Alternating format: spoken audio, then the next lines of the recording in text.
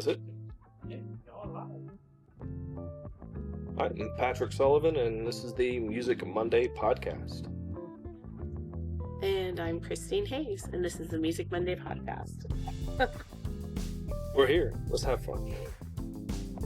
And I think we're here to talk about trombone in the Huntsville area. All the trombone stuff, all the nerdiest things in the world. I love it. Supposed to have a few more people, but they had other things going on, so it's just you and I. Yeah. And I will say I'm not originally from Huntsville. I grew up in Wisconsin. I lived in California for almost 20 years, and then I moved to Huntsville and took a couple years off from trombone. But when I started back up, I was pleasantly surprised to see how many trombone players there are in Huntsville, and was really happy. I think my first one of my first interactions with like the trombone scene was actually finding your website with the trombone choir, which I think it was like the Tennessee Valley trombone, Tennessee Valley, or something. Tennessee Valley trombones. Okay, Tennessee Valley trombones, right? And then I think it shortly thereafter switched over to Rocket City Bones. Yeah, during COVID, I think we made the switch. Yeah. Originally this is the Tennessee Valley, and then we had some people from actual Tennessee coming down, and I started in 2014, and we decided to change it because we had people confused, because Tennessee folk were like, where is it in Tennessee? It's like, it's in Huntsville, the Tennessee Valley. So there was a lot of that issue. So we took a poll. I don't know if you were part of the polling process. I think that might have been just before I came on the scene. I think it was actually Jeff Lawrence who coined the Rocket City Bones. I think it was him. It definitely, pinpoints it being Huntsville. Yeah. So, after we locked down the name, then I took some time, worked on the logo, and they put it out there for some people to critique, and made some changes. I think Betty Bates was the one asking about putting the rocket in there. So that's the I in city is the rocket. I want to say it was her that suggested that. So it's a group collective thing. So, yeah. And when did you move here? So I moved here in July of 2020, but Okay. I decided when we moved that I was going to take some time off from trombone. So I didn't start back up on trombone until about July of 2022. Okay. And then I think I shot you an email, like either in July or August. Hopefully I replied pretty quickly. You did. Because that's usually what I try to do. Yeah. So when I moved here from Japan, there used to be the North Alabama Trombone Ensemble, NATE. And I looked it up and I was excited. I was like, hey, there's a trombone ensemble. Got here, asked Billy Bargetzi and anybody else, and like, yeah, that hadn't been around for a while. It's like, well, crap. So I talked with Billy. He's like, the trombone people are around. Let's start a new group. And he said, absolutely. I don't want to run it. I was like, okay, I'll run it. I just need players. So that was fall of 24. Oh, not 24. Fall of 14. So, and shortly after that, and first it was like all Army trombone players and a couple of the college ones. And then Joseph got involved, and it was just him and I a lot of times.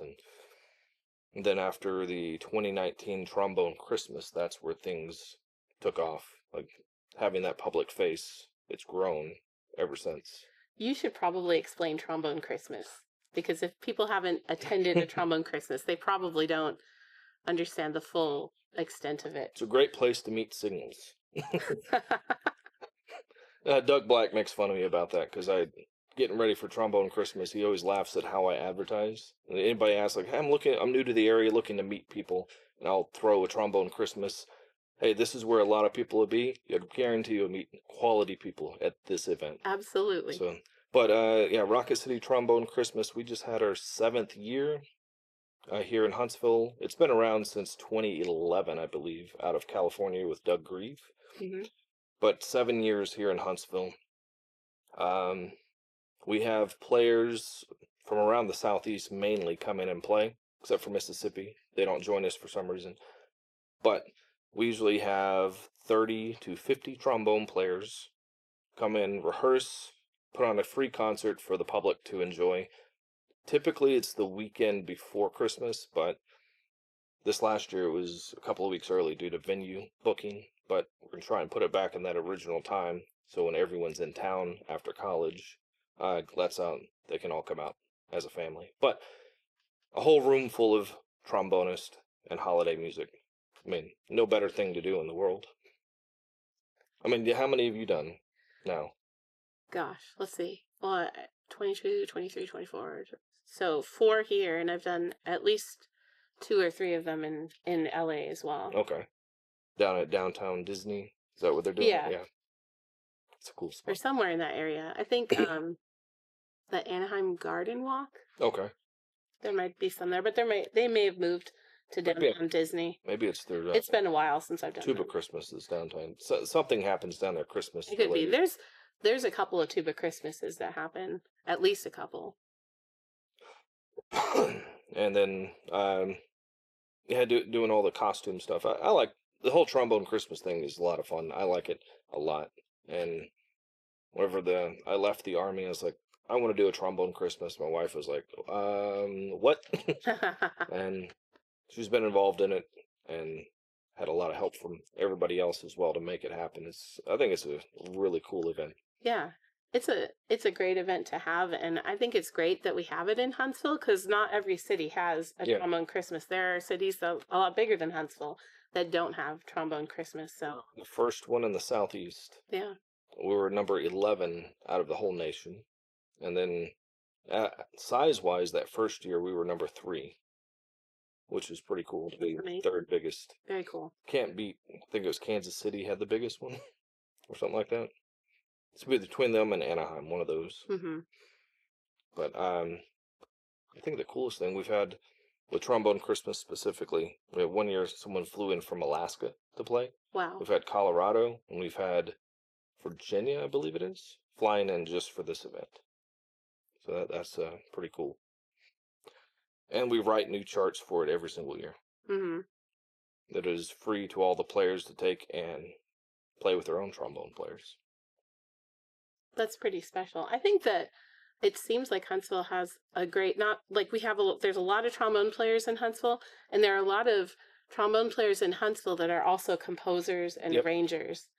I'm not one of those people, but I know a lot of those people. Yeah. Like you're one of them. You do a lot of composing. You do a lot of arranging.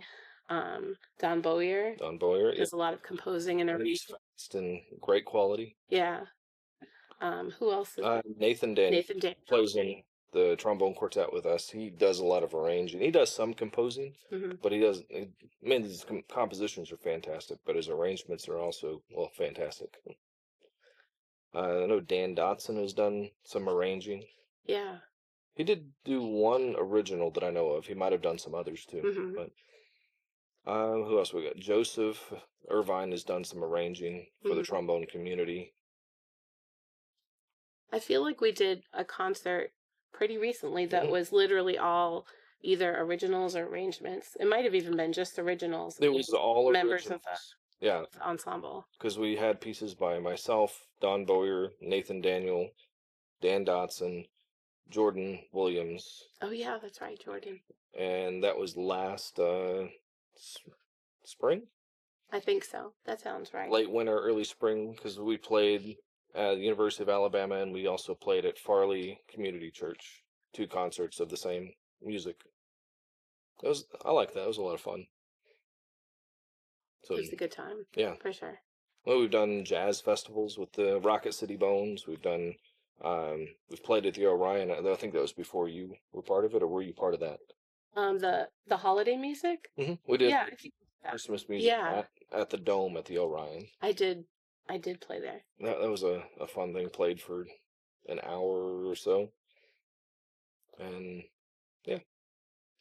And there's some of my favorite comments after any performance. I didn't know trombones could sound like that. And if anybody comes out and sees it, they'll probably say the same thing. Well, trombones can sound like a lot of things. Yeah. With the mutes. And I know Don will complain about it, but put the mutes in there. Yep. So let's see. Trombone community stuff. I know we've played in Boneyard of Brass together. Artisan Trombone Quartet, Rocket City Bones. And we've done the trombone sextet stuff last December. was it December before that? Oh, no, we think played so. at the Heritage Church, Yeah. so done different configurations for things. Did you play at the Marriott for Kiana's band banquet I stuff? did. Yeah. That's right. So Yeah. that was a quartet with her playing her. Yeah, can't forget about Kiana Thomas, Right. who wrote an original composition and got a scholarship for college for that, Right. which we played at that banquet. And she is now, is she just wrapping up her freshman year at UNA? Yeah, she's at UNA. She's wrapping up her. Is it freshman? I think it is. Kiana, let us know. But yeah, she's out there doing good stuff, and she'll be back in the area soon. So hopefully we can get her to come out and play this summer. Absolutely. Yeah. So the any favorite performances in the trombone community here? I really enjoy our quartet that we have. It's really fun, really digging into that music and just like making as much as we can out of it. I'm really excited for our upcoming recital, which we should probably put a plug in for. Definitely should. May 29th at Epworth Methodist Church on Epworth Drive. If you go on Facebook, you'll be able to find that. If you go on to our website, artisantrombonequartet.com, you'll be able to find it as well. It's at 7 p.m.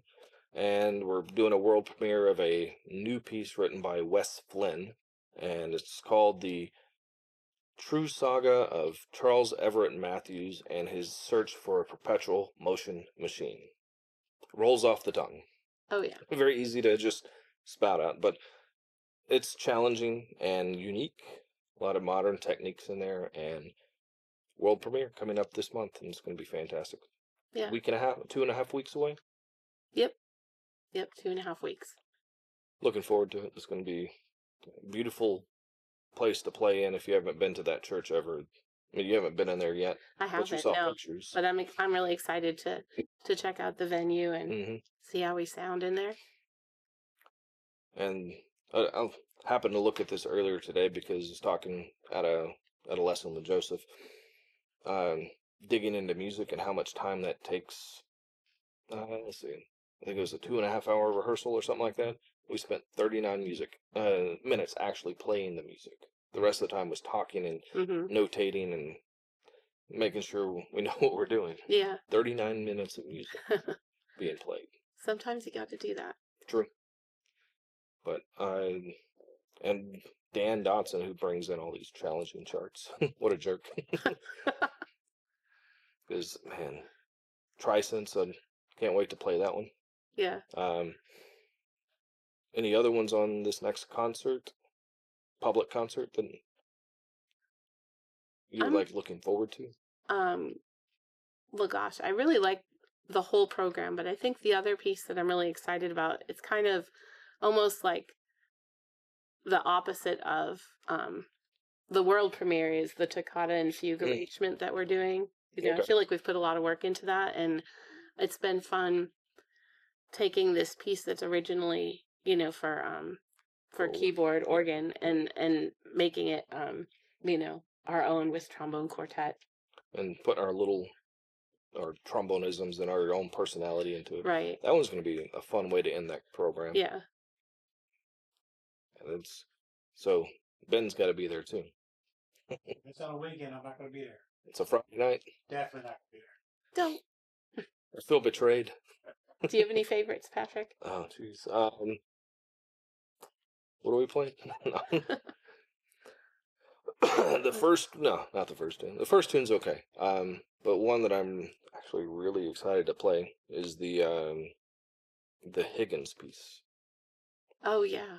Yeah, that's right. The 6 bagatelles. Yeah, that right there. The variety within the very modern fanfare to the choral stuff in the middle, but the interlude in there, I think is my favorite. It just sounds really cool to me. I like that one. Yeah, there's some really different music in there. That's another one that's been a real beast to pull off. Yeah, we've put a lot of work into that. So we got that. We were doing an original piece of mine. We're doing Bach. We're doing Mendelssohn. We've got Higgins. We've got West Flynn. Not missing one, am I? There's the is it Chris Sharp? The other Oh yeah, composer? yeah. Escape from Christopher Death's Sharp, Door. bass trombonist and composer. Yeah, Escape from Death's Door, and that right there, that's just a fun one to play. It is. It is. And can't wait to work on that this next week in rehearsal. Mm-hmm. Although I will say, I feel like every time we play through that, like, it's like, gosh, it's been a long time, but it just fits well for our group. Yeah. Yeah, this performance on the 29th, I think, is our first one that's not at a college Yeah, I think you're right. as the artisan quartet. Yeah. Because we played colleges. Was the first concert that we did, was it for was it the Tennessee Tech Trombone Day? Trombone Day, yep. And then we went down to Troy. and we played. But I think in between we did my recital. I conned you all into playing at UAH. my recital at UAH. Yep. Right. And then we were supposed to play at A&M last month, but we had to reschedule, and that's the 29th. And yeah, always open to playing more master classes and recitals like that. I know we have the request for Louisiana Tech in the fall. Oh, that's right. Which we got to make sure, hopefully we can get everyone there Yeah, for that. hopefully we can lock that in. Because they want us to do recital concert stuff on Thursday night and then master class stuff with the students on Friday, which I think is going to be fantastic. Down with West Flynn, where we're doing the world premiere this month, which is at his school. Mm-hmm. So that'll be fun. And we haven't played in Louisiana yet, so we played in Alabama and Tennessee. Why not check off another state? Absolutely. Oh, we played in Georgia at Berry College. Well, that's right. That's right. Because it was part of the College Music Society. Forgot about that. That was a crazy weekend because there was something else going on. Then we went and played Berry College, and then the next day was Tennessee Tech with Boneyard of Brass, because we were the headlining group for that trombone day that weekend. So that was just a crazy packed weekend. That's how it is when you're a musician. It's either like really busy or it's really dead. Mm-hmm. Yep. In between pizza deliveries, because there's trombone players, yeah. Right, right. We've got to keep our pizza reputation up. I remember I worked the last 2 summers that I did my undergrad in Milwaukee, and I worked a couple of summers at McDonald's, and I remember serving, it was the trumpet professor at the university I went to came through, and I'm like, I'm fulfilling my dream, my destiny. Sorry. Not my dream. Sorry, do you want fries with that? Yeah. That's good. You don't work in food and service anymore. No, I don't. Yeah. No, I don't. Education. I mean, you said you're traveling around still, or I thought you were at Johnson. I'm at 2 different elementaries. So I'm at Tanner Elementary on Monday, Tuesday, and I'm at Johnson on Wednesday. Okay, so it was doing, right? Yeah, I still was doing that. Okay. And now she's just at Johnson. So sometimes I get to see her, but we're kind of on opposite ends of the school. So, but it's always a good day when I get to see Ariel. So it was like morning here and afternoon here, or is it different days of the week? It's 2 days at one of the schools because it's a little bit smaller, and then 3 days at the other school. Okay. Yeah. I don't have to travel midday. Yeah, because I too are split between different schools. Doing music tech stuff and running an ensemble at Alabama A&M, and then theory and music history stuff at Calhoun. So, but I don't have to jump every single day because this semester it's online at Calhoun and then in person at A&M. Nice. So it's been a lot. Mm-hmm. But at least A&M's a little closer to the house than Calhoun is. Yeah. But what was that? Mind blanked, but that's okay. What do you got? Let's see. I was thinking, have you already talked about Boneyard of Brass? Because I think that's a really special group that exists here that is not really like not every city has a group that's quite like Boneyard of Brass. Yeah, there's some places in Alabama that have something similar. But they have trumpets and Right. saxes and all that stuff. But that group is just, well, Yeah. as far as horns go, it's just trombones. Yeah, trombones on front, six bones, tuba, and drums, and New Orleans inspired that second line style, but touching pop, hip hop, rap, not rap. We do some, I guess, with yeah, sort of, and then some rock, and then jazz and second line stuff. So good variety of things. Not good, not only for Mardi Gras time, but any occasion. We'll do a bris, play for anything. It's a fun group to play in. Yeah, and you've played in there a Yeah. handful of times. Yeah, a few times. I know it's not something you fit into your schedule every time, but anytime you've sat in there, it's been great. Well, it's always a good time. It's cathartic playing in that group. You can just open up and play Exactly. loud and Yeah. fun, and rock out for trombones. So boneyardofbrass.com. It's a fun place to go, and it's all the music's on YouTube as well, and we've got gigs happening throughout the summer.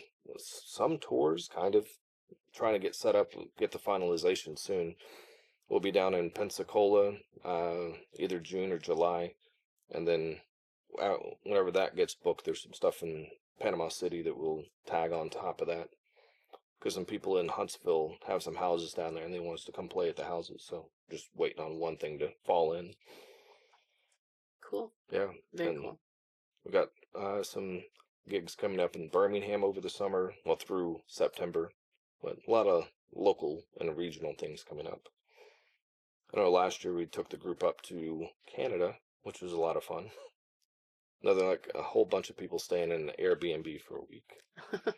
Get to know some people on that. Oh, yeah. And then Rocket City Bones, the trombone choir, which opened for anybody to come play in. You just got to show up. Yeah. There's no dues or anything to be part of it. You just jump in and play. Just commit some time. We have a cool concert coming up.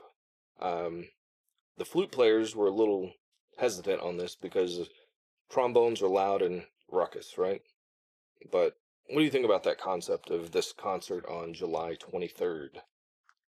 I think it's great. I love playing things where, we have kind of less conventional instrumentation or orchestration or however you want to say it. I know I've done some recitals in the past where I've played, there was this trio that by Vincent Persichetti, and I think it's trombone and viola and cello. And it was so much fun to put together. Okay. It was a lot of fun. So trombones and flutes sounds great. So yeah, Rocket City Bones, trombone choir. We have 14? I think so. The number we have that's kind of steady right now. That sounds about right. And then Prevailing Winds Flute Ensemble. I think they said they're going to have about 30 players. So that might almost balance out. If we play... It could. If we're mindful about, having yeah. flutes with us. We've seen some of the charts that were custom writing for this concert. The flute, this guy Ray, I forget his last name, but he's writing a bunch of stuff. I'm adapting a couple of things, and Don was going to do something, but I think he's just waiting for something to do with it. Because he was going to do Stars and Stripes, but Beverly Troop jumped on it. So the charts are coming together. We should have parts sometime at the beginning of June, maybe mid-June at the latest. Is that the piece that Nathan arranged? Is that also trombone and flute? That's trombone flute. Hellfire from Hunchback of Notre Dame. That's actually going to be the second tune on the concert. We're doing a fanfare, which is probably going to be the fanfare for the world, and then Hellfire, and then the flute choir is going to play, and then we'll come together, play as the whole flute trombone ensemble. Then Rocket City Bones will play. Then we'll end with patriotic music, ending with Stars and Stripes. It's going to be a good time. Unconventional stuff, because trombone choir, flute choir, opposite ends. When I was in the Army band, we did weird stuff like that. It started around maybe 2006, 2007. I was like, this is kind of neat when we do something weird, because there's a woodwind quintet, standard instrumentation, but the bassoon player was sick and out for something, so I was like, I'll play. It reads the same thing. Hmm. So I'd use mutes to get certain timbres and played bass trombone in there. And we played rehearsals and gigs for a couple of weeks until the bassoon player was back in the mix. I was like, well, that was fun. And then since then, uh, I'd get weird requests like, hey, we need a group to play this one ceremony, but they want country music. But we have a drummer, a bassoonist, a guitar, and a trombone. Like, okay, we'll throw together like country roads and, whatever. Throw together some popular country tunes and do a ceremony with non-conventional instruments together. Whatever works. Yeah, and that's where I got an itch for like really customizing music. It actually started much earlier than that, but I enjoy it, like all the stuff we do for the trombone choir, writing custom to the individuals. Hmm. That's what I like about the quartet. Whenever we get to do the warm-ups and stuff, and thinking about how each of us play, what can challenge us, but Hmm. also into our strengths. Good old trombone. Got the slippy thing. It's my favorite. But yeah, maybe Dan wants bust in here and have some good things to say too. Yeah. Well, the door is locked, so he would literally be busting. True. Yeah, I don't think he's gonna make it. He's got work. We'll give him a lot of crap when we see him next. So We Dan, should. Yeah. yeah, Dan Dotson, if you tune in and watch this at some point or listen to it, you suck. There's also, I feel like we should mention I feel like it happens twice a year. There's the Huntsville Trombone Choir, Yes, yes. which is a great group. Mhm. Whenever I can go to their concerts, I do. But they And have something that goes on the in December and yeah, then in May, I think too. yeah, Right? it's a summer concert and a winter concert. Hmm. A lot of college students and high school students get together and they rehearse for a week and then put it together. Something like that. Yep. Yeah. And Isaiah Vasquez started it, I do believe, and his name slipped my mind.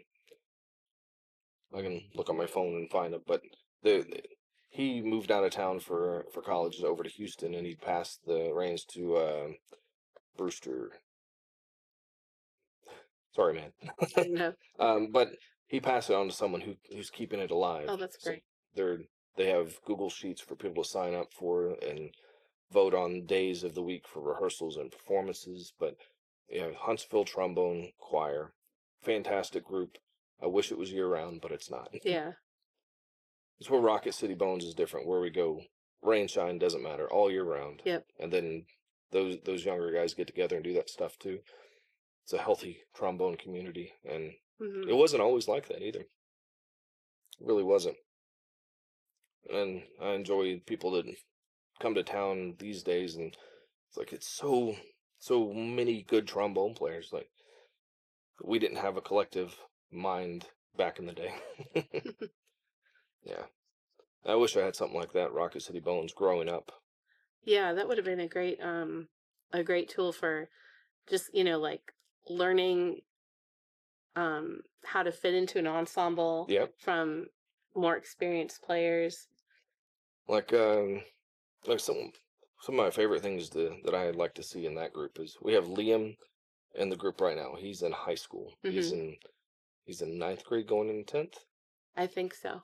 And I think I'd know a little bit better because he's one of my students. But they're young people. They all look the same. Anyways, Liam, he's sitting next to Don Bowyer, who's been playing how many years did he say? 50-something years?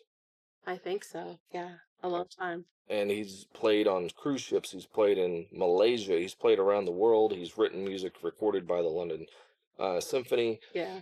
And he's sitting next to Liam, who goes to school in Madison, which that is, yeah, I wish I had that growing up.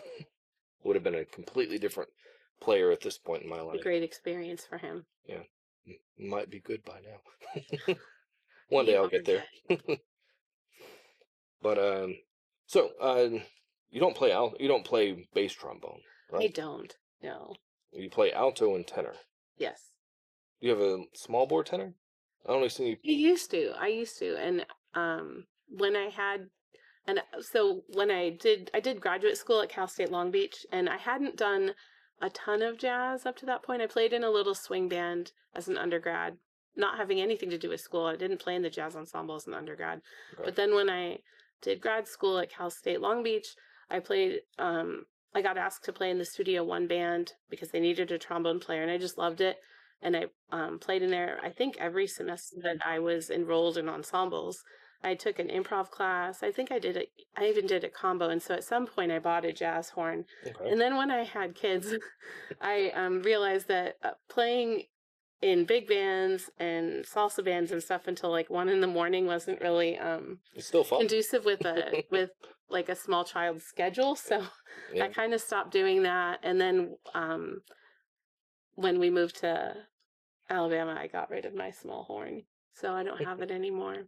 Oh, that's a shame. But it's in good hands. My niece started playing trombone, and I gave it to her. What kind was it? It was, well, I had a Bach 12 for a long time, and then I ended up giving that to one of my students in LA, and I bought, I had found this Martin. Okay. It was just played really nice. It's the same horn that Irby Green played on. Okay. And I really like his sound, and so I bought that for like $300 from a local music shop in LA, and then I brought that with me. And then I found out my niece needed a trombone, and so I just I passed it on to her because I just wasn't using it. So I don't think I've ever seen you play a small bore tenor. No, I am capable of doing it, but I don't really like doing it because my arm doesn't, I have a pretty short arm. So I like the F attachment. When you played in BYOB, you've played your large tenor. Right, yeah. And, which is also a Bach. It's a Bach, yeah. And your alto? The alto is a Selman. Selman, okay. Which is, I think it used to be Jin Bao is what they were. Okay.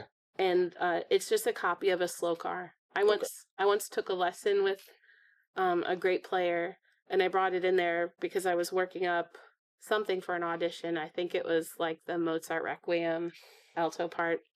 And he took a look at it, and he took a second look at it, and he's like, wait a second. And he ran up to, I don't know, his studio or whatever, and brought down his trombone, which was the actual slow car trombone. And they looked identical and played almost identically. Well, that's good to know. So it's a decent, cheap alto. I don't know if you played on my alto. It's got weird tuning tendencies. I don't think I have. I don't even remember the brand. It's a Chinese knockoff horn. Mm-hmm. But the mouthpiece is worth more than the horn itself. Mm-hmm. I'm not an alto player, but I can play it in certain situations at home, behind closed doors, for recordings where I can fix everything in post. Yeah. But yeah, I'm on the opposite end of the spectrum. Bass trombone is where my heart is, as you may or may not know. Some people out there may know that as well. But I also play tenor. You do great on tenor. I've played tenor a lot in my life. I made the switch, I guess, officially to bass in 2004-ish. Like in the Army, I started switching to bass trombone. But I had just recently bought, in 2004, my Edwards tenor trombone that I still play today. And then, still played the bass trombone, but tenor just for fun at the house. Played in some brass quintets and a lot of Latin bands with a large tenor until I got my BAC horn back in 2017, I think. And that's a fantastic horn. Mm-hmm. Custom made, hand hammered and everything put together for me. And it doesn't play well for others, but it plays well for me. That's all that matters. Because I've had some, like Donnie's played it. It's like, I don't get it. It's like, I love it. Because it plays the way I like to blow air through there as a bass trombone-minded person. Mm-hmm. So, and contrabass, that's a fun horn. Right now, Bruce up in Swanee, he's got my contra. He's doing some mismatching things with my lead pipe and mouthpieces. But yeah, so I also have a soprano. So I got the whole thing all the way down. I've tried a bass trombone before. I have never tried a contra. Someday I should probably at least try one for fun. We have 3 in Rocket City Bones. It's true. Yeah. And they're all the same brand. They're all Wessex. Because that's the affordable one. So yeah, Bruce has got that. Weird thing, Madison Band Supply has a contrabass in stock. Really? Has a Shire's contrabass in stock. Why? I think it was a miscommunication between them and the distributor. Mm-hmm. Questions were asked about it, and that might have meant, hey, we need to send them one. But the price point on it's not bad. If you needed to get into contrabass world, it's If I ever needed one, 6,000 or so. I So can just go down the street and just drop that trombone dollars on it. they would be so happy to get rid of it, I'm sure. Yeah, it's not a bad horn. It does. It's not. I like the way my contra plays better than the Shires actually, because the Shires feels very stuffy, where the Wessex blows free. Mm-hmm. So they both don't play like a Tyne contra though. That's like the gold standard for Right. contrabass trombones. Whenever I was in Japan, I would take instruments into the repair shop, and they had a used Tyne there, and I'd always go into the practice room and play it, and no music or anything, just have fun playing it. And then they'd say everything's done, ready to go. I was like, oh man, I'm gonna go put it away and go back to yeah, contrabass. It is a whole beast. Big horn. Even the spit valve is longer because you can't reach it. You know, Right. tenor, if you have long enough arms, you can just slide off. You cannot do that on contra. Way too long. Mine stands 5'2". That's how tall it is. Have you ever played tuba? I have a tuba. Yeah, that was my first notes in brass were on tuba. Okay. That's where I started. My older brother played tuba, so I'd play on his. So which one do you feel takes more air, tuba or contra? My bass trombone takes a lot more air than Okay. both, because that bass trombone's a beast. But out of the tuba and contra, I'm gonna say the contra, because it's open. Like there's a lot of resistance and compression within the horn that you have to blow through on the tuba. Mm-hmm. Yeah. But the contra takes a lot more just airflow in comparison. Even though it's a B flat tuba and an F contra. Yeah, that's fun stuff. Really heavy metal. Yes, exactly. I forgot the name of the group. There's a group. One of the players is in the Paperclips. I don't know if you've seen that trombone quartet up in I don't think so. Wisconsin, I think it is. Okay. Ben Bussey is the plays tenor in it, but the bass trombonist in it plays in another group. It's a heavy metal trombone group. It's really fun. They sound fantastic. They got drums, guitars, and trombones, and yeah. Very cool. It's I'll have to fantastic. Yeah. That's Brooklyn something is her name, but I saw it and I was like, wait a minute, she plays in it, and looked up like that's the same person. And the Paperclips is a fun group too, because Ben does good stuff for that group, running it.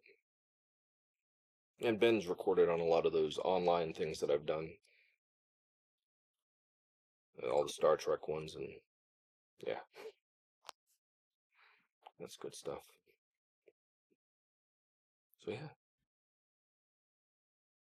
You ready for the end of the school year? Oh yeah. 7.5 days. Not counting though. Definitely not counting. No. No, I would never. Yeah, I got all my stuff turned in, grades submitted yesterday for both schools. So I'm done. Sweet. So now it's planning for next school year. Got some coursework I have to write for new courses, but just do a little bit here and there over the summer. Yeah. I've got to think about like what worked this year and what to do differently for next year. So Do you ever bring trombone in and play for the kids? I did. I mean, I didn't. I would love to do that every day, but I just took like I didn't even do it for all of the students, but I did it for some of them. Like I teach pre-K classes on Fridays, mostly on Fridays. It's pre-K, and so I definitely had a day where I showed them how I produce the sound on it, and I had them. I let them each come up, and they got to move my slide while I just like played a note, and so they're like and moving it around all kinds of goofy ways, and yeah. They had a good time with that, and I brought mutes and showed them all the goofy sounds you can make with mutes. And then I think I showed 5th graders too. We were talking about, what you can do beyond 5th grade, joining the band and stuff. And so I showed them videos of other people playing the other instruments, but I demonstrated trombone for them. So a little bit, but not too much. Well, if you remember when you took music appreciation, did you have to take that course in college? I've taught that course. I don't. I took music history. And Okay. I guess it's sort of similar. Because I took music history and all that stuff. But teaching music appreciation, when we get to the blues, I always bring the trombone in because, hey, let's not just listen to a YouTube thing or listen to them. Let's actually do blues in class. So I like teaching that class because of that. I'll bring guitar in. I'll bring trombone. I also play guitar, but I'll bring the trombone in several times throughout the semester to demonstrate different sounds and different genres within the classical realm. Hmm. But when we get to the blues, I have a lot of fun with that because I enjoy that style. They're like Boneyard of Brass, right? Yeah. Right. And then the Artisan Trombone Quartet is like kind of my one classical-esque outlet. Yeah. More legit or hoity-toity type music. Most of the other stuff I do is commercial or pop type stuff.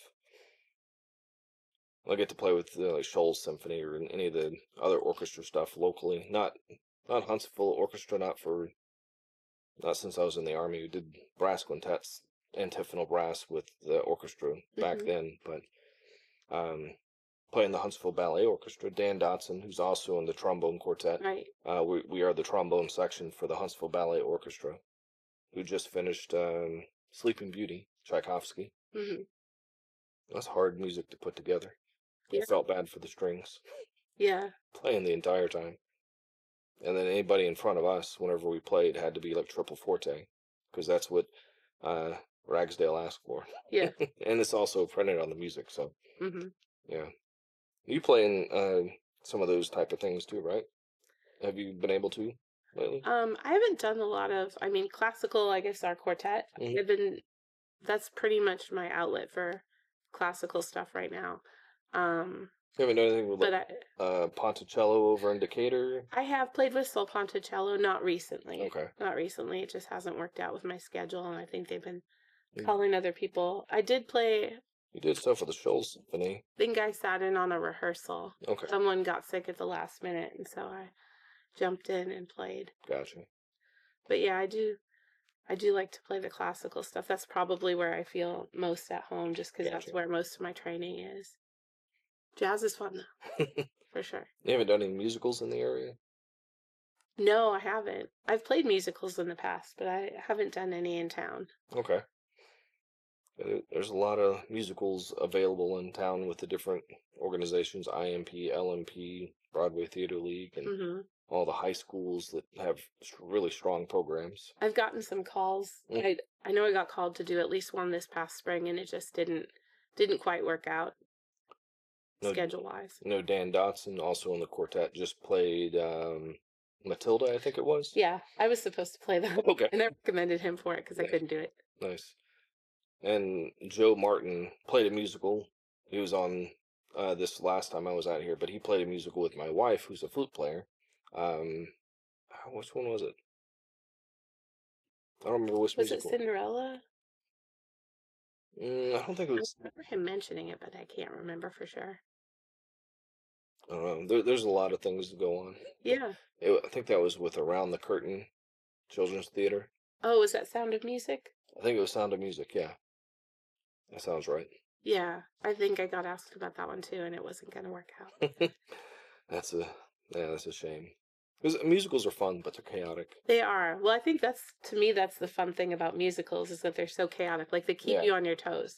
You've got to always be like listening and watching and looking at your music and Yeah, paying attention because there are meter changes all over the place and key changes, and the conductor has to respond to what the singer does yeah. in the moment. And so there's just a lot going on, and my Post my change. chaotic brain enjoys that. The Yeah, it's fun. I've played some very, very good ones over the years. One of my favorites, I think, was Beautiful, the Carole King musical. Okay, I haven't done that. That right there was such good music. Yeah, my daughter was just listening to some of that music today while she was cleaning. So, not specifically from the musical, but music that was put into the musical. Yeah. Yeah. But as far as like trombone community gigs around here, I get a fair amount of emails and texts and calls about, hey, we need someone for this right here. So luckily, got a network of trombone players. Like, this person is available. Or I'll send a text to a handful of people like, hey, anybody want this? So I enjoy plugging and making those connections. I really do. So I get a lot of those calls. So if you're out there, keep calling. Try and help people get gigs. It's the fun thing. Networking. Yeah. So yeah. What else you got going? I'm trying to think about other trombone stuff that's going on there. I don't have to go very long. we haven't mentioned Don's Barnyard Trombone. That's I mentioned Barnyard Trombone. Barnyard Trombone out in Newmarket, Alabama. So I think he wants us, the quartet, to come out and play for something one day. I don't know when. We just got to figure that out. But Don Boyer, if you look him up on Facebook, I think it's primarily where he exists. I don't think he does much on Instagram or Threads or TikTok or what's some of the other ones. I think he's primarily a Facebook guy. But Barnyard Trombone, he'll play something like a little intro, and he'll welcome you to the feed, and then play a couple of jazz charts, and then move on. He does Christmas special things. He does. I don't think he did a Mother's Day one, but he's done different holiday ones. I was out there for this past Christmas one before he went out of town to Sweden. Yeah, because he went out there to sell his house. But yeah, we did a little tenor and bass trombone one, and that's fun. Nice. But whenever we figure out when the quartet can make it out there, that'll be fun. Yeah, that'll be a great time. Did he start that during COVID? I don't know if he started during COVID, but that's when I first found him. When he was living in Malaysia, he was doing rooftop trombone. I think he was doing it before that, but I saw him do rooftop trombone. His apartment, just on the balcony, with the phone, and he was just playing into it and talking. I was like, this is kind of fun to watch. So we connected there, and then he showed up to an event that I had that I want to bring back. It's called Bones, Beer, and Barbecue. Oh yeah, I've heard about this legendary event. Well, we had people from Atlanta and Nashville and here in Huntsville come together for it, but Don showed up to that. That's the first time I had met him in person, which was really cool. But that event was fun. But we didn't do it in that order: Bones, Beer, and Barbecue. We did beer. We stayed there for a minute. We had the barbecue stuff, and then we played. So the music was questionable in quality. It was loose, but it was fun. We had fun. I know Billy Bergetzi was there. Todd Brubaker from Atlanta was in town. We had Scott Hearn from Nashville in town, all trombonists. And we've connected with other trombone choirs as well, like Bone Therapy out of Nashville. Did a joint concert with them last year, and their leader he's leaving. That's right. He's moving to New York, right? He's going to Poconos. Yep. He's retiring. He's passing the reins of the group off, and I think it'll be in good hands, but it'll be different not having him around. Because he was a fantastic trombonist and a doctor, actual real life doctor. I know he's in the VA system for some of it. I don't know if it's 100% of what he did. I think it was at Vanderbilt as well. But yeah, he'll be missed. Yeah, definitely. Yeah. And we've connected with there's a trombone ensemble in Atlanta. Yep, the Atlanta Trombone Ensemble. Yep. There's one in Birmingham too. Really? But they don't really have a name, and they don't really play much outside of rehearsal. Oh, okay. Which is sad, but I know some of the players in there, and they're really good. Yeah. So I think the takeaway from all this is that the trombone scene in Huntsville is strong, alive, and well, and always welcoming more players. Yeah, and if it's been a while since you've played, you're welcome to come in and start slow. Play part of a rehearsal, or just sit in and listen and see if it's your thing. We've had people, I think Jeff Lawrence is one, hadn't played in 7 years or so, maybe longer, but I forget how many years he said, but Trombone Christmas was the first one he jumped back in. and he's been a strong player in our groups since, and he's playing gigs all around the area. Yeah.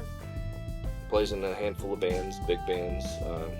We got some. Joseph Irvine's he's playing Rocket City Jazz Orchestra this week, and he was he's done repair school, and everyone's different background. But yeah, jump in and start playing. It's always a welcoming community. Yep, absolutely.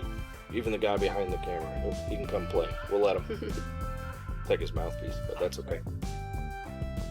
Some of us are too, not so good at it, but we try. They let me conduct. It's not where I prefer to be, but it's where I'm currently at. So if there's conductors out there that like to conduct things, come on out, we'll welcome you. I'll give you the stick, you can run with it. I'll gladly sit down and play some low notes. So yeah. You want to wrap us up? Yeah. Tell us what you got going on. Tell us what you got for this week. Let everybody know where they can find you. Alright.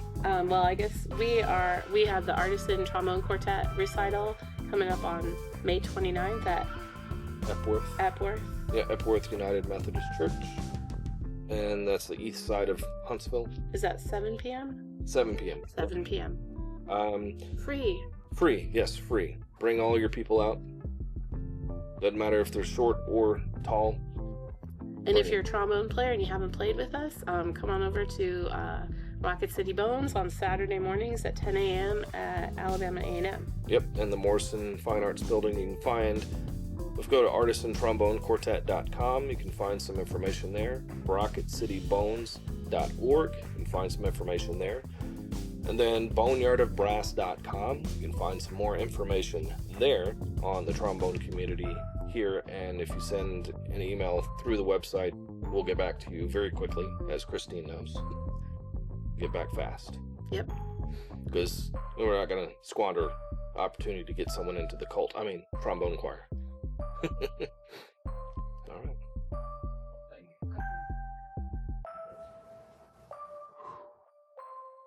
All right, that's the Music Monday podcast. Y'all be good now.